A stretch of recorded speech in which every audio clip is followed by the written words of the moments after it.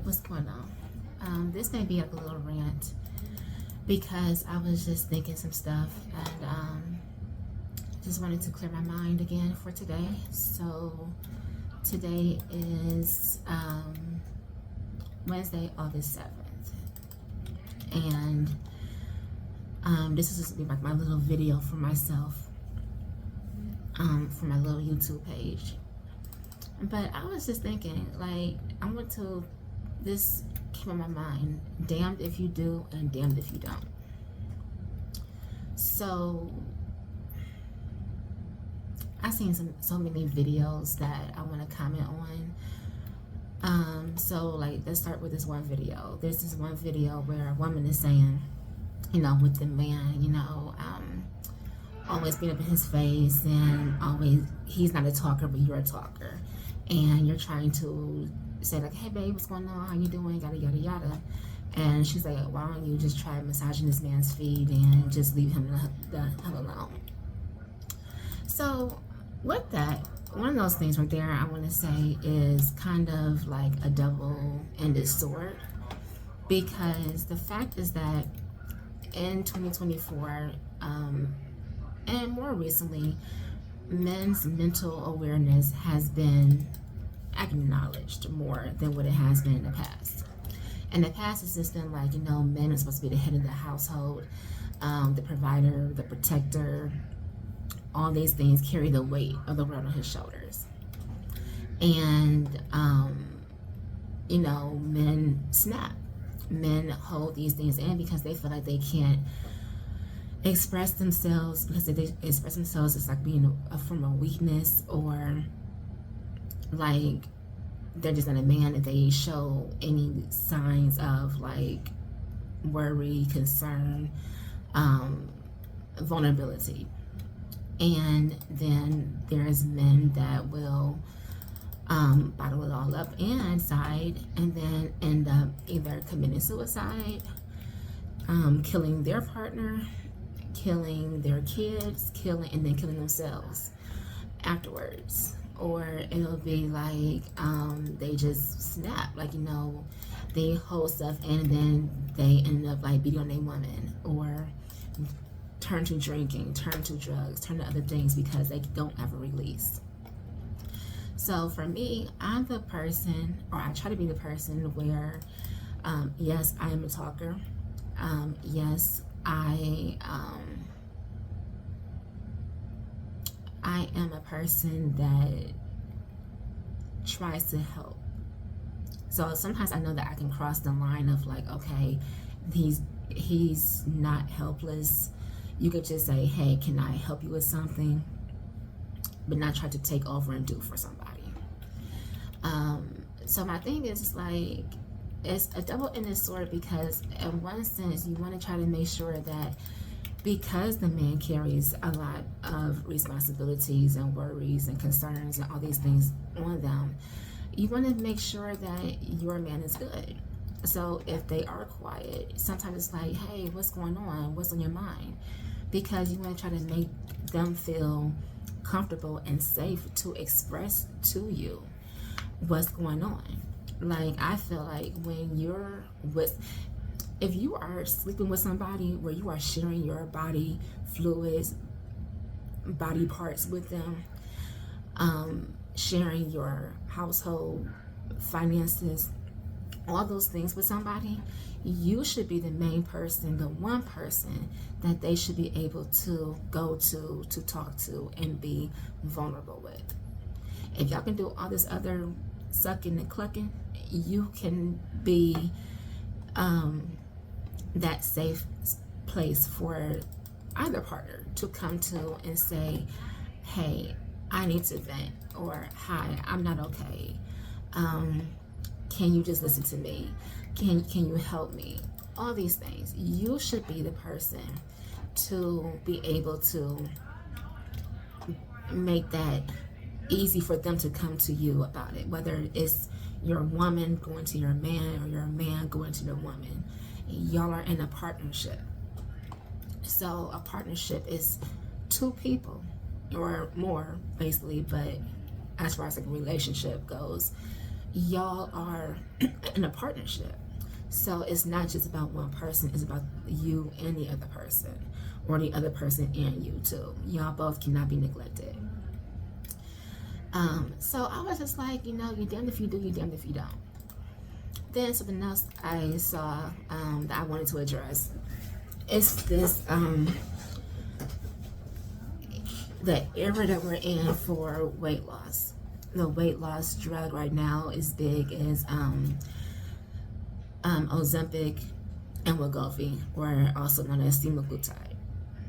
So Ozempic is specifically for people who are diabetics, and one of the perks of Ozempic is that it helps lower your A1C. It helps with your appetite. So, you know, in result with that, it helps you to lose weight. And then Wegovy came in because Wegovy is a higher dose of Ozempic, where Wegovy focuses mostly on weight loss. So higher dosage, that's going to be more for weight loss. Well, because majority of the insurance companies make it very hard for weight loss drugs to get approved, a lot of prescribers was using Ozempic instead. So a lot of people who were using Ozempic specifically for the diabetes was going without, because Ozempic was being passed out like candy, and people who really needed it for their diabetes wasn't able to get it because it was unavailable. So that part I get. We're also in an era where a lot of people are starting to do a lot of weight loss surgeries. I had weight loss surgery last year. Do I regret it? Yes and no, because I went about the weight loss surgery for all of the wrong reasons. I will explain that later. But I see a lot of people who give hell to people who are using these medications. And they're not getting mad at people for using Ozempic because for people who are using it for weight loss only, it's taken away from people who really need it for their diabetes. They're not getting mad about that. They're getting mad that, oh, you're always just using this medication to lose weight. You should go to the gym, yada, yada, yada. My thing is, so the fuck what? Let's just start there. So the fuck what? If a person who is struggling with their weight, who has had trouble to lose weight on their own, why is it so bad for them to go get assistance? It's nothing different from going to pay extra for a personal trainer.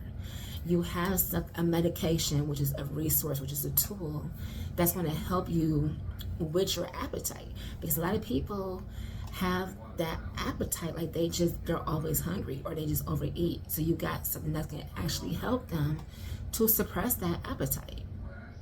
Now, yes, I will say, because I use Ozempic too. I use Ozempic for my diabetes, and you know, it did help, and it did help me lower my A1C. Like, I think I've been on Ozempic off and on for the past 4 years, maybe. Like, when I first started it, I got sick, and they had to like wean me off of it.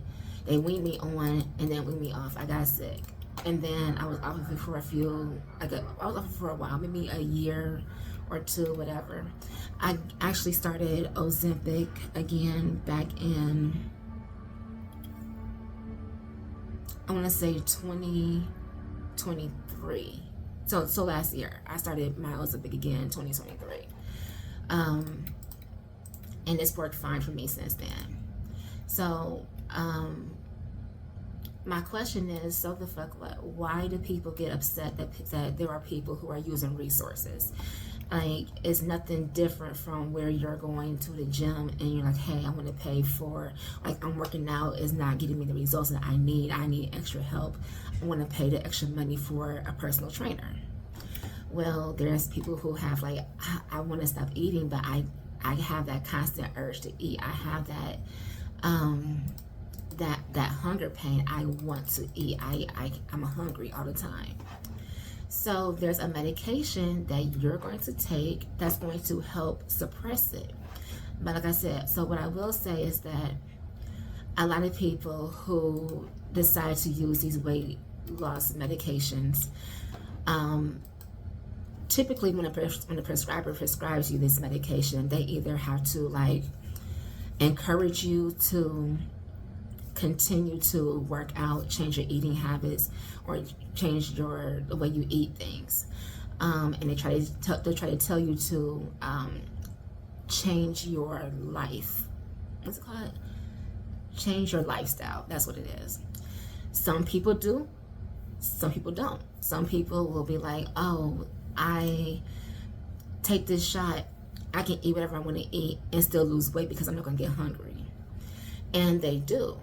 But the thing is that, and I've experienced this, the thing is that once you are off of this medication, that hunger pain. Now, I'm not sure if when they're taking you off the medication, do they wean you off, like lower your dosage to where you just filter out, or do you just stop cold turkey? I'm not sure. I think every doctor is going to do their own thing. But I know, like, when you're starting Wegovy or starting Ozempic, you're going to start at the lowest dose and then work your way up into the highest dose, or until they feel like, okay, you're getting, they see improvements at a certain dose, then they'll leave you at that certain dose. Well, so like I said, a lot of people, once they get off the medication, if you have not changed your lifestyle while you're on that medication, you're more than likely will go back into your old ways, and you will continue to start gaining weight back because you never changed your lifestyle. These medications that they're giving you is not to like a one problem solve thing or one resource to a problem. It's a tool to help you to lose weight. You have to still do the work on your own to change the way you eat, change the way you live your life, be active, stuff like that. But my issue is that, why are people so, why do you have your panties in a bunch about that? You know, so my thing is that society makes people who are overweight feel like you do not belong here. They make it seem like you are a disgusting piece of shit, that you don't deserve to live, that you are disgusting, you're lazy, you're all these negative things. So you're telling me I'm this thing right here. You're putting me in a category of all these negative things. You walk up and see me and say, oh, she got diabetes, she has high blood pressure, she has all these things, these health risks. There are some people who are overweight that don't even have diabetes. There are people who are smaller and a healthy weight that has diabetes, has high cholesterol, has other health issues. But when people see someone who's overweight, y'all just deem this person as, and add all these diagnoses on them and assumptions of their lifestyle, not knowing what happened to them in the past that caused them to get that way. Not, you know, you don't know what that person went through to where they ended up that way. Just like you don't think about, if you see a girl who is super skinny, you may think, oh, she healthy, she's all this, but you won't know this girl is probably in the bathroom throwing up, has bulimic issues. You don't know, but y'all just assume the worst of people. So my thing is, it's like, all right, so I'm all these bad things and I need to lose weight and all, you know, whatever like the world puts on me. So now there's a resource that's going to help me to, you know, start losing weight. And then it's like, y'all still get on them for doing that. It's like, if no one falls into the category or the lifestyle that is deemed like y'all place on people, you just assume that they're gonna fail or you get on them. Like, my thing is, so the fuck what? Whatever this person is doing is not affecting you. You know, if this person decides to eat and stuff they face, it doesn't affect you. It doesn't affect you. And that's the thing that I hate, is like you offer resources, but then you get shamed for accepting these resources. I don't understand that. Like, why would you have the resources in the first place if you're going to make somebody feel horrible about getting these resources? Like weight loss surgery. Okay, so what? So people think like, oh, well, I'm gonna go to the doctor's office and say I'm like weight loss surgery, and I'm gonna just make an appointment and go get weight loss surgery, and then life is gonna be great afterwards. That's not the case. Now, I'm not sure. I can't speak about how it is when you're paying out of pocket to one of these doctor's offices or surgeons out of the country. I can say when you're with an insurance company and your insurance is going to be paying for your surgery, they have requirements. They are going to require you to seek to be a psychologist, because you need to be clear for that. Then when the backstory of how, so majority of insurances are these therapists or counseling, whatever you're going to go through, they want to know the backstory about how you got to this place with food. What do you plan on doing before the surgery to make the change, and what do you plan on doing after the surgery? Now, they all do try to let you know that this is a tool. This is not just going to be like, I'm going to cut your stomach and then you can eat whatever the hell you want to eat and you're going to lose weight. They're going to encourage you again to do these lifestyle changes. So most insurance plans will require you to go through steps before they clear you for surgery. So some will say you need to see a cardiologist, some will say you need to see a psychiatrist, you need to see a therapist, you need to have a dietitian, a nutritionist, counseling, dietitians, all these things. And some insurances will require you to lose a certain percentage of your weight or a certain amount of weight within a certain time frame before your surgery, because you have to show them that even though you're going to have this surgery, you're making efforts to change your lifestyle now, and that it will continue on after your surgery. So it's not an easy thing, and plus it's not an easy thing to lay down and have be put under anesthesia and have your body cut open or things stuck in you and yanked out. That's not an easy thing. For me, that was scary. Like, for me, they had to give me a sedative like before the surgery, like before they wheeled me into the room. And then like on the table, they were putting a mask over my face, and you're like, take a deep breath. And I was like, I can't breathe. I was gonna hyperventilate. I was not panicking, but I couldn't breathe, and I was just like starting to get real scared. And they were like, okay, and I heard them say increase this medication. And then I felt like two tears, like a tear from each eye, just like I fall back in my ears, and then I was out. But that's not easy. And then the pain afterwards is not easy. There's a lot of things that people think like, oh, you're just going to have this surgery and you just make it seem so easy. It's not an easy thing. Especially if you have lived your life eating a certain way, living a certain way, have triggers that cause you, like, I'm an emotional eater. So if I am bored, if I'm sad, especially if I'm sad and anxious, I eat, because it just takes me away from whatever I'm dealing with. I eat. I think, so 2008, my aunt died.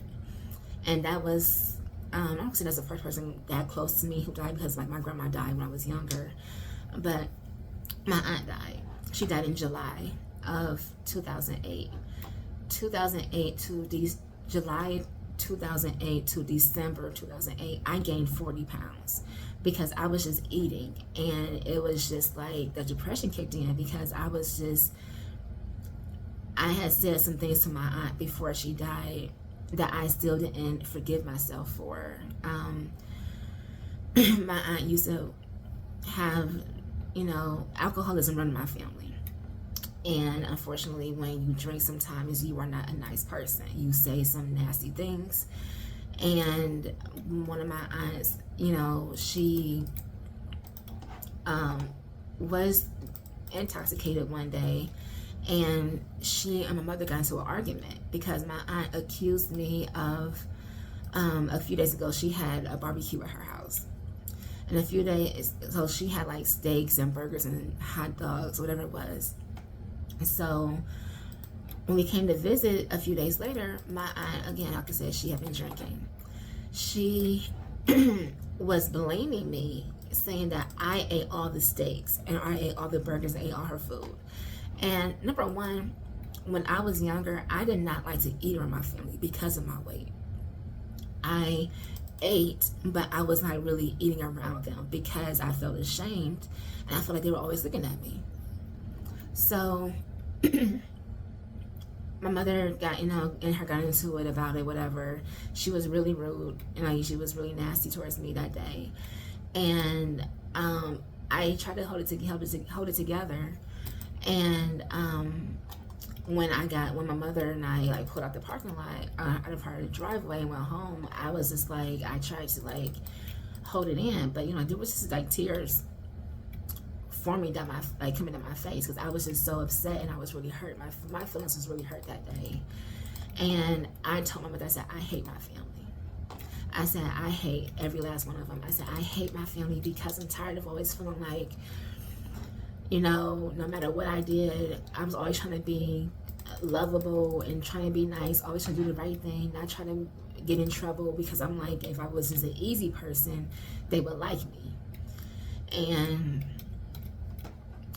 I was like, I hate everybody. I said, I hate my family. I don't want to be part of this family no more. And, I said that out of anger, but I never told my family directly that I hated them because I love my family. I just hated the way I felt back then. And I don't think people really understand that because I was just trying to be liked so much that I just didn't address it. I just let it, I won't say let it slide. I would just cry by myself when I was younger. Like I said, I used to be suicidal because I didn't feel like I would belong to my family. I just felt like I would just be better for me just to not be here. So, so when it was July, it happened, and then my mother and I were going out of town for a weekend with my stepdad to meet his family in Florida. And so, it had been days before then, after the fact that I said that. And I remember I was just texting my family like, hey, y'all, I'm about to go on this plane ride, but, I love y'all. And that aunt, she texted me back saying, I love you too.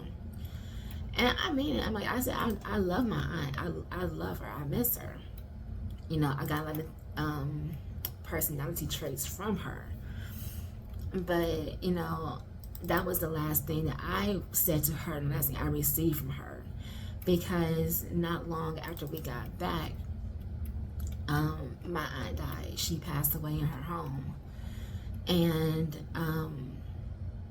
it took me a while to get over that because it was like a shock.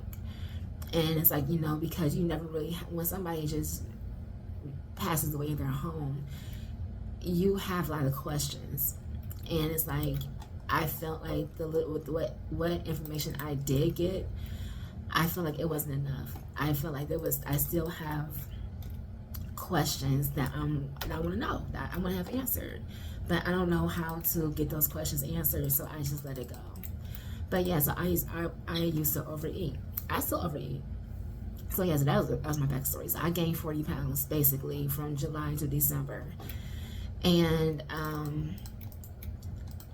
after my mom died, I did the same thing. I gained, I think when she I was like, in 1 week, I gained 10 pounds, 10 to 12 pounds in 1 week. And it was a very stressful thing because when I comfort, So, but anyways, we don't know what triggers somebody while these things. So you have to get yourself cleared certain way by certain specialists to get surgery. If the therapist say, okay, you're not cleared, but one cardiologist says you're cleared, you have to keep going until you get cleared by all of them.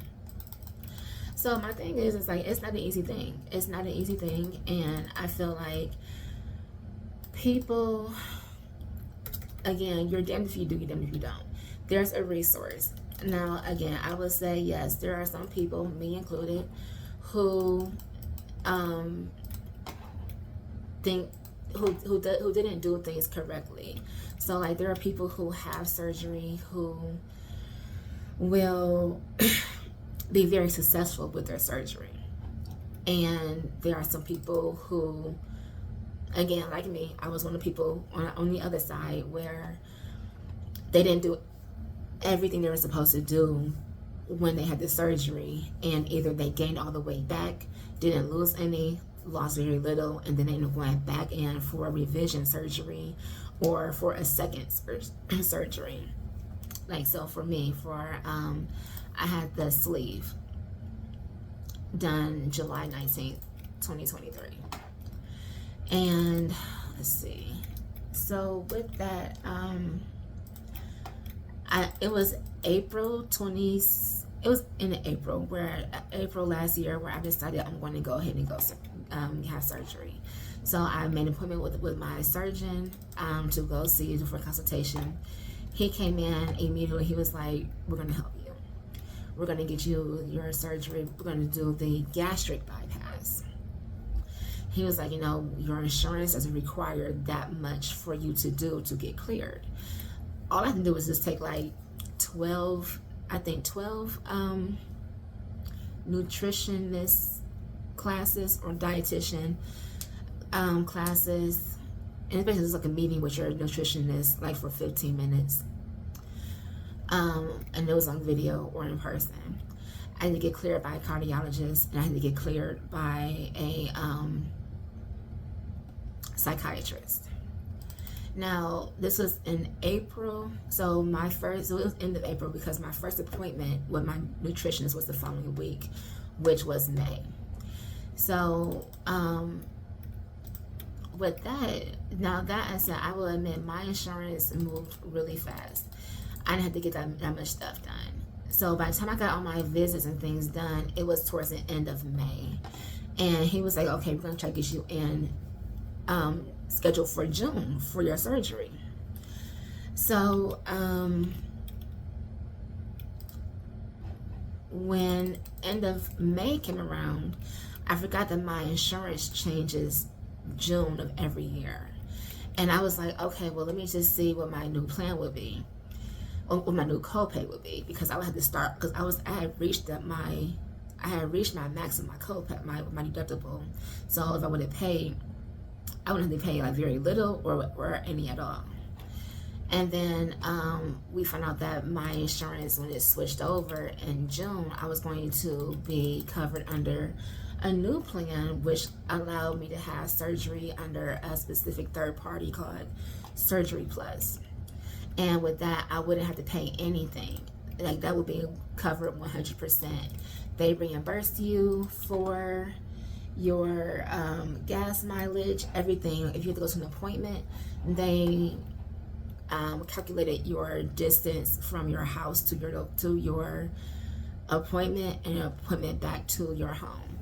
And then they would send you they sent you a debit card, and then they would load money on your card so you could pay for gas, mileage, whatever you needed to take care of.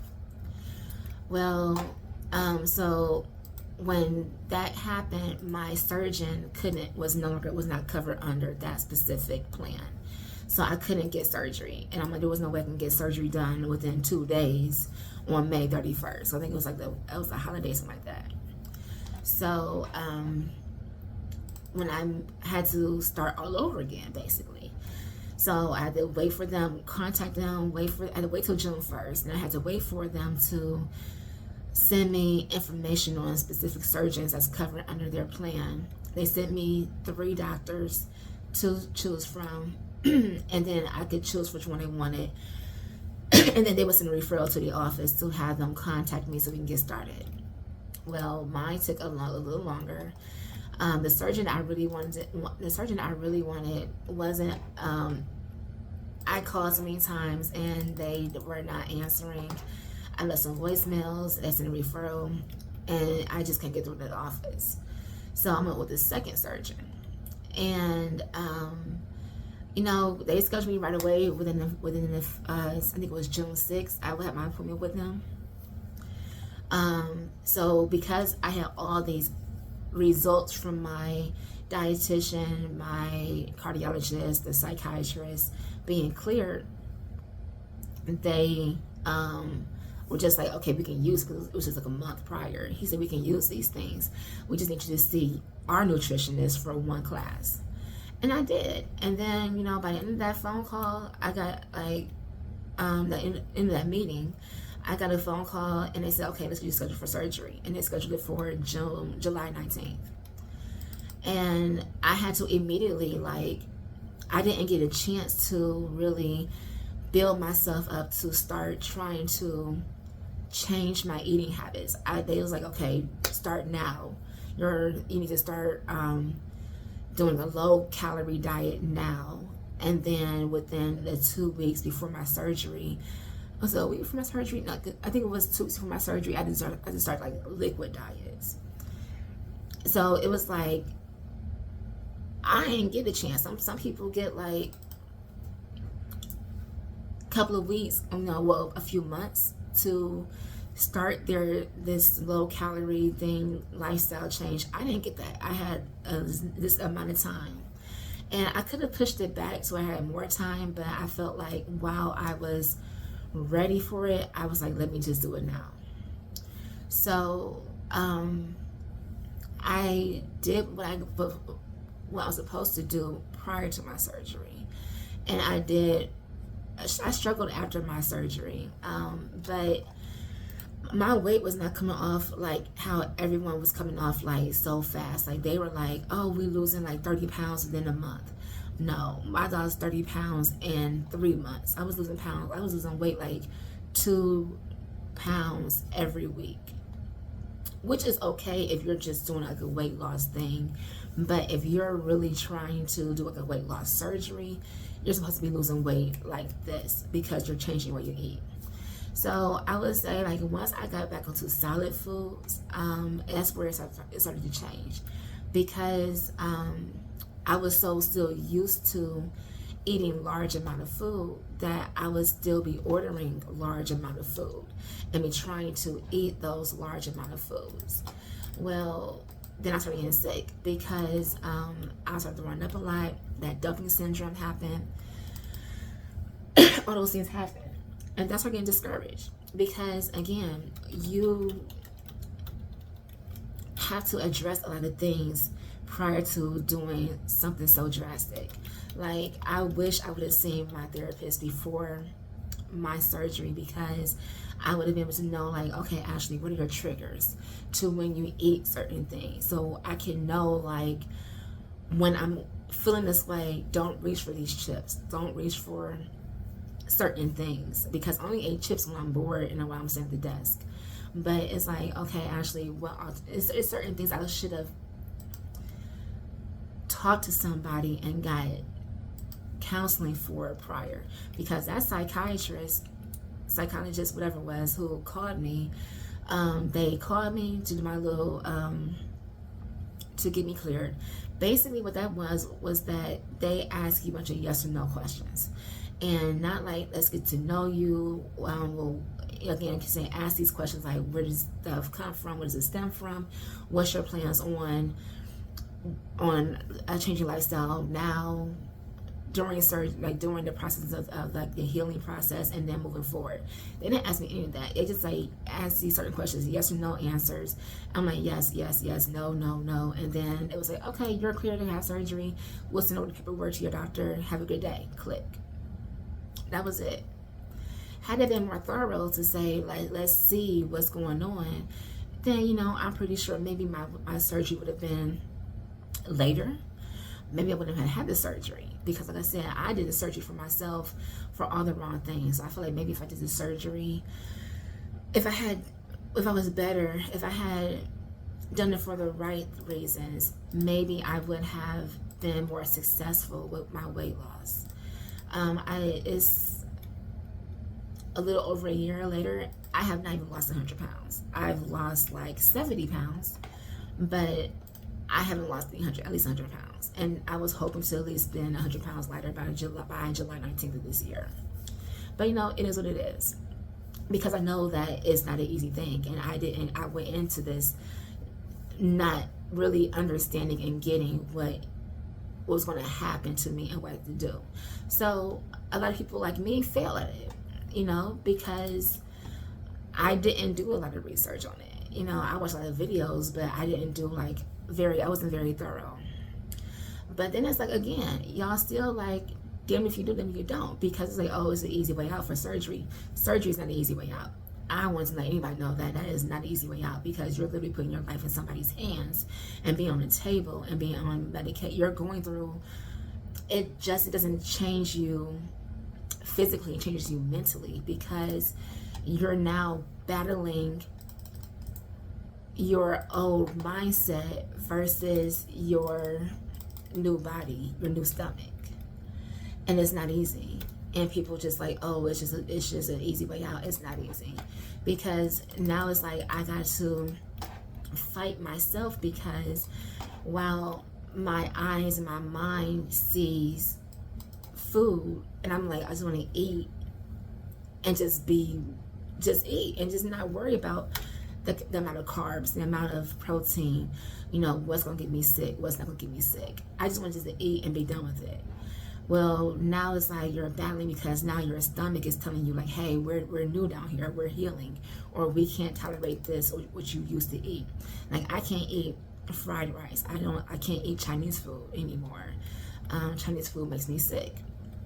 I don't know if it's just the grease that they put in it, because I can eat rice at home, but I can't like go to a Chinese restaurant or something like that and eat fried rice. I will get sick. But it's just like, it's not an easy thing, because you're battling. It's a whole new lifestyle. And again, I wish I would have really thought about that before my surgery, because you also develop body dysmorphia, I guess what it's called.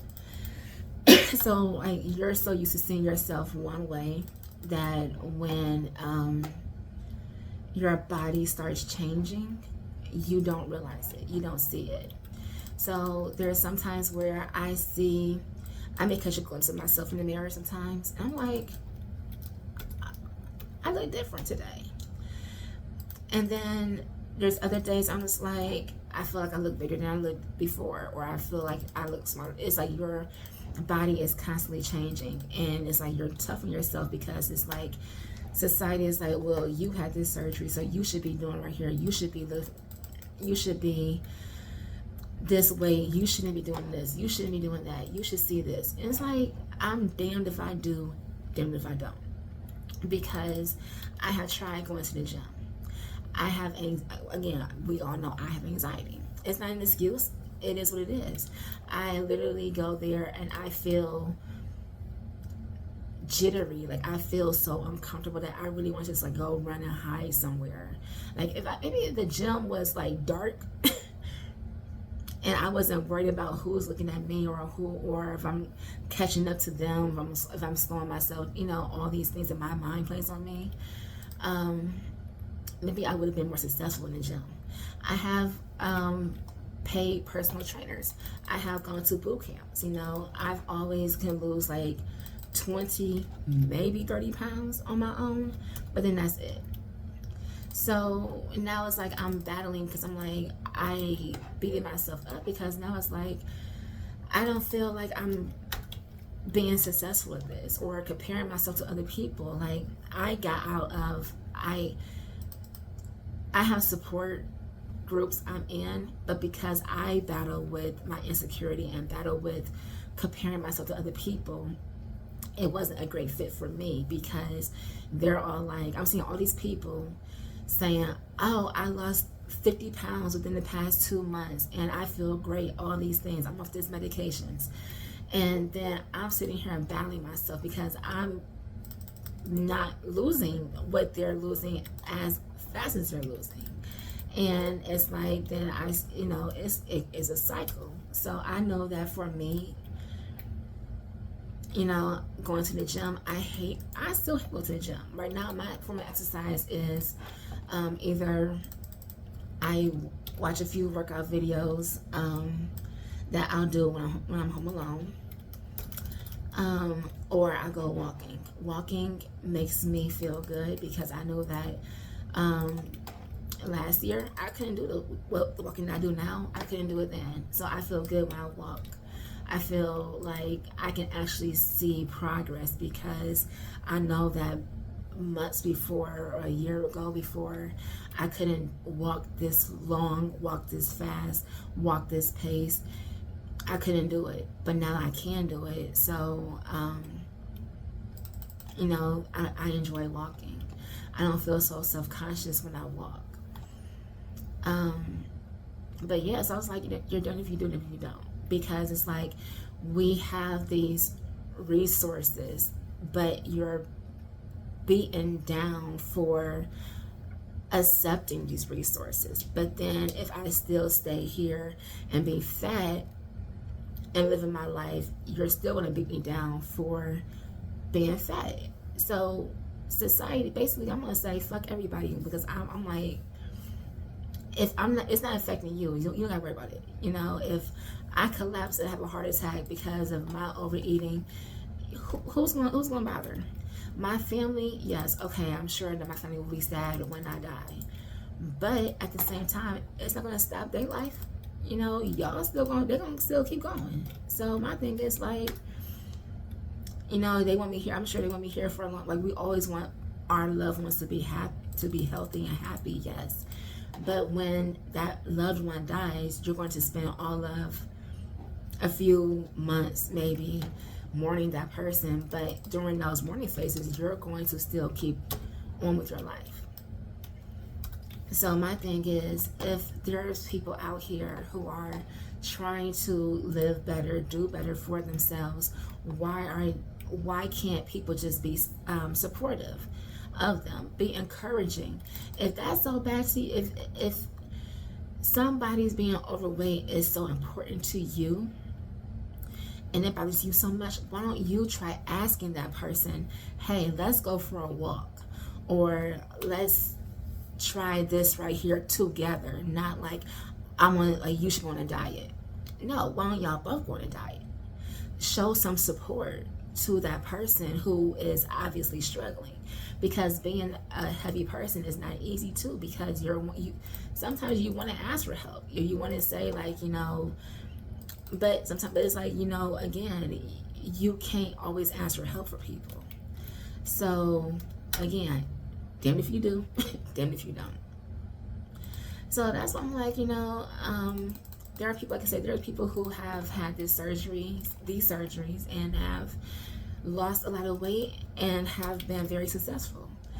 And there are some people who have, like how some insurances requires you to do these lifestyle changes before you get it cleared for surgery. There are some people who have lost weight doing that, and then they end up not needing surgery because they've done it on their own.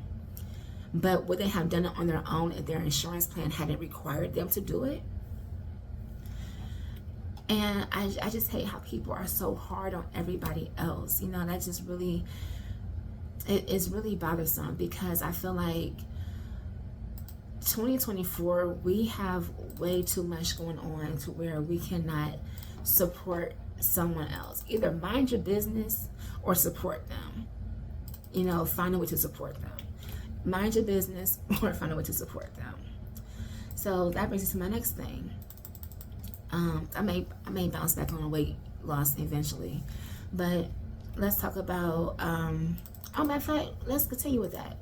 Resources. So if you have an alcoholic, or if you know somebody who is an alcoholic, or you know somebody who is a drug addict, you're like, you need to stop doing this because it's killing you. Are you going to shame them for going to rehab? Are you going to shame them for using nicotine gum, nicotine patches? There's medications.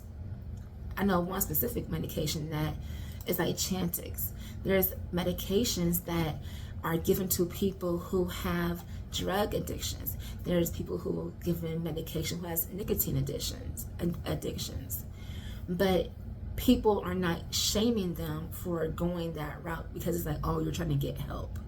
But how do you get mad at somebody who's having a weight condition, an over or obesity condition, but then they're getting resources for that, but then you guys are getting pissed off by that? I don't understand. Make it make sense to me, because it's like y'all pick and choosing what y'all want to have, what y'all want to support. Let's talk about, again, resources. Now, there are people who are out here, food stamps, welfare. Now, there are people, now this right here I will say, there are people out here who really need financial assistance. There are people out here that really needs financial assistance. There are people out here who will stump their growth because they are getting the resources they need for free or for very little, that they don't want to try to push themselves to do better. Not all people. I ain't got nothing against nobody who has food stamps, welfare checks. If you need it, get it. Like, don't be ashamed to get assistance when you need assistance. My issue about certain things like that is that there are people out here who are really needing food assistance, financial assistance, housing assistance, but are who are living on the streets who could be getting these resources. But there are other people who are out here who will be like, you know what, I don't want to go to work because I can get welfare right here. I can get this. Or my job pays too much money, so if I go here, I'm going to lose these resources. You're fully capable of getting these higher paying jobs or roles or opportunities. You're fully capable of doing it. But because you're afraid to lose these other free resources that could be used for other people who need it, you're saying, oh, I'm going to stay here and I'm just going to live this way because it's easy. I don't have to get up to go out and get something.